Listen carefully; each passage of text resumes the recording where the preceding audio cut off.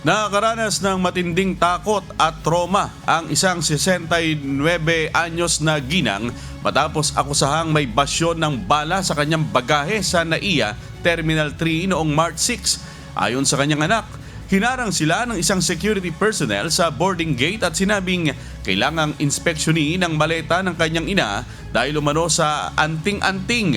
Natatawa pa umano ang opisyal nang sabihin nito kaya inakala nilang prank ang pangyayari. Gayunman nang dumating ang supervisor kasama ang isa pang security officer, nag-ibang pahayag ng mga ito at sinabing sa handbag nakita ang basyo ng bala, dahilan para lalo silang magduda sa motibo ng mga otoridad.